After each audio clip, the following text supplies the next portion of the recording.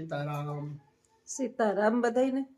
વહેલી સવારના વાગી ગયા છે 4:05 માથે અને થઈ ગયા છે રેડી. 7 વાગે રાઈટ, 7 વાગે સ્કૂલે નીકળી જાય. 7:30 7:15 7:30 પહોંચવાનું હોય. પણ જ્યોત્સનાબેનને ટેવ છે કે 5 મિનિટ 10 મિનિટ વહેલું જ પહોંચવાનું. આપણે નોકરી કરીએ ને ત્યાં સુધી આપણને કોઈ કેવું ન જોઈએ કે તમે બેન મોડા કેમ આવ્યા. એટલે મને વહેલી હવા 7:30 ટાઈમ છે. હું 7:30 ત્યાં પહોંચી જ જાઉં. કામ બામ કરી લીધું. ઉઠીને એક જ રૂટીન લાઈફ કાયમની. એક તો જે છે ને યુનિફોર્મ ગમતો નથી મને. કાયમ એક ને એક. ઘણી વાર છે ને કપડાં લેવા ગામમાં ગયા હોય ને તો આ યુનિફોર્મને કારણે આપને આડા થાય કે હાડું આખી ઉઠીને ઉની પહેરવો તો યુનિફોર્મ, બપોર લગી યુનિફોર્મ ને બપોર પછી આવીને કામ જ ઢહેડવું હોય એટલે નાઇટ ડ્રેસ પહેરી લીધો હોય. તો ડ્રેસ એમને પડ્યા રહીએ. નવા કપડાં લેવા હોય ને એનો શોખ ન થાય. અને આ માણસ એવું છે કે ગમે એટલા કપડાં આપણે ગમે એટલા એની પાસે કપડાં હોય ને તો એ કપડાં એ નવા એમનેમ જ પડ્યા રહીએ. એટલે એ કપડાં એને જૂના પહેરે જ રાખે. પછી તમે ઘણા કહેતા હોય ને કે જ્યોત્સનાબેન અપ ટુ ડેટ રહીએ ને અજીતભાઈ હાદા રહીએ. 32 વર્ષની અંદર એની મારું અનુકરણ જ ન કર્યું. મને ટેવ છે કે મને તો કપડાનો શોખ. એ કપડાં હોય તો એમ કે મારા રિક્ષામાં ઓલા થઈ જાય, મારા રિક્ષામાં આમ થઈ જાય, રિક્ષામાં ડાઘાડુકી થઈ જાય ને. એટલે પછી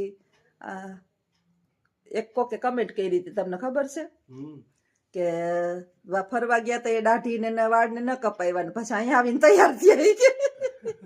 મેં કીધું અમને તો ઘૂરી ચડે તો એ ભાગીએ. તો એને બાધા હતી, માનતા એ બહુ રાખે. આ બાધા ને ઓલી બાધા. એટલે આપણે પછી જે છે ને કોઈની આસ્થા સાથે, ધાર્મિક આસ્થા હોય ને એની સાથે છેડા ન કરીએ. એ હવની ઈચ્છા.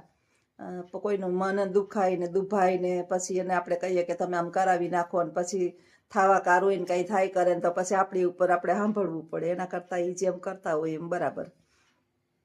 બાકી તો જો કાયમનું રૂટીન લાઈફ હાલે જ છે. ને શિયાળાનો દી છે હાવ ટૂંકો. સવારે 5 વાગે 4:45 ઉઠાડે મને.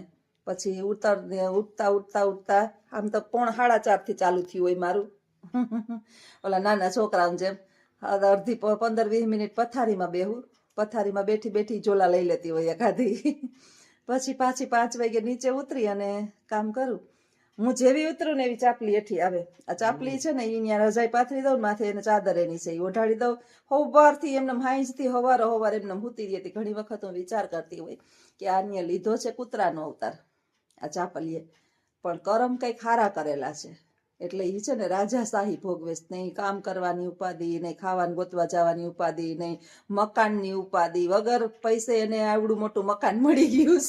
અને એ પાછું વીઆઈપી કૂતરું નહીં. જો વીઆઈપી હોય ને માણસ હટાણે પારે તો કેવા પાકે પારે. પોમેલિયન ને લેબ્રાડોગ ને જર્મન શેફર ને વિદેશી કૂતરા બધાને બહુ શોખ છે. આપણે ઓલા પહેલેથી ગુલામી માનસ રહ્યું ને. અંગ્રેજો આપણા દેશની અંદર છે ને 300 વર્ષ રાજ કરી ગયા. ફિરંગીઓ આવ્યા, વલંદાઓ આવ્યા, પારસી આવ્યા, પછી ડચ લોકો આવ્યા, ફ્રેન્ચીસ આવ્યા. કેટલા લોકો આવ્યા આપણા દેશની અંદર રાજ્ય કરવા, વ્યવસાય કરવા માટે. બધાય થોડું લૂંટીને ગયા કમાઈ. છેલ્લે છે ને અંગ્રેજો બહુ પોલિટિક્સ માઇન્ડ હતા.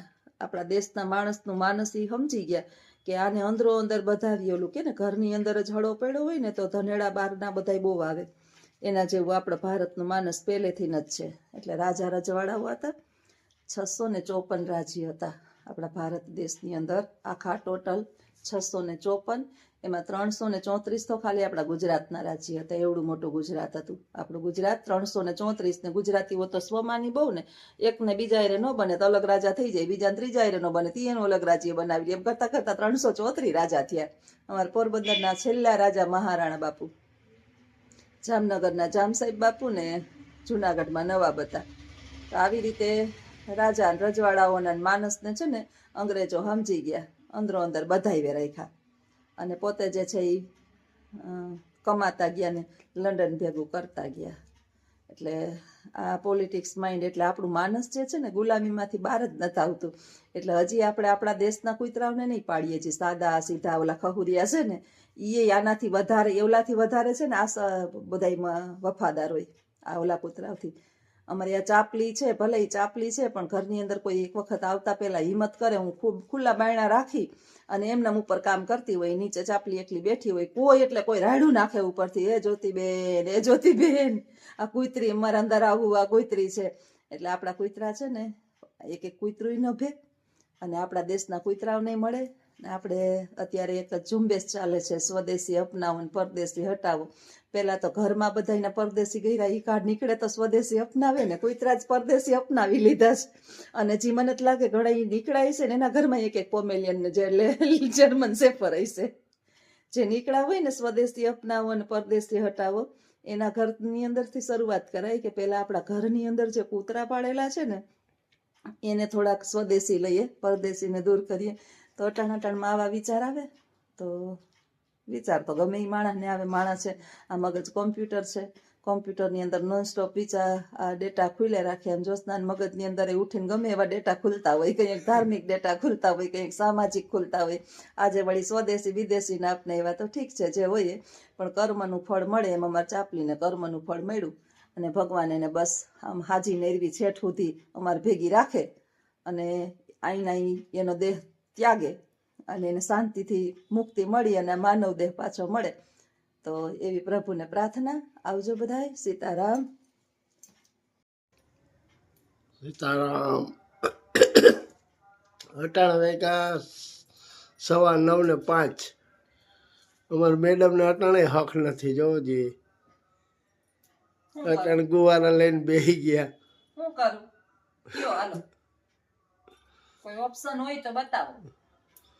ઓપ્શન તો હવે ઓપ્શન હોય તો બતાવો. સવારે ધડબડાટી આવતી હોય, જલ્દી ઉઠવાનું, 2 ચેનલમાં વિડિયા બનાવવા હોય એટલે મૂકવાનું, એકાદો તૈયારી કરવાની, ગાયો કૂતરા માટે માણસ માટે રોટલી બનાવવાની, કામ કરવાનું. કામ તો કઈ 22 વાગ્યાથી કઈ કામ ઓછું નથી થયું. નીંદર એક પૂરી થાય કે નીંદરમાં રાતે ઉઠતા હતા ને બાના થોડા છીપી વાળા કપડા ની એ વધારે હતું. બાકી તો ઘરનું કામ તો એ તો આપણે કરવું જ પડે. 2 જણાનું રાંધવું, 3 જણાનું રાંધવું, પેટ તો ભેગા જ છે ને બધાના, એટલે તૈયારી તો કરવી પડે. અને અત્યારે આ ગુવાર ને હવારે છે ને પછી 12:30 આવું છૂટીએ 1 વાગે ઘરે પહોંચીએ ને હવા થાય. પછી આ બીટવો ને શું ઠેકાણે પાડવો ને લસણ તો ફોલી લીધું. અને આજે આખો દિવસ છે ને, આખો દિવસ મેડમ શું કરતા હતા પ્રશ્ન થાય ને.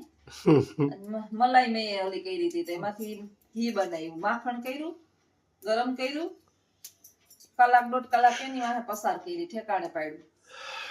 એટલે એક પછી એક કામ ધીમે ધીમે લઈએ તો સવારમાં પછી દોડાદોડી ન કરવી પડે. કાલે છે પાછો કપડાનો વારો.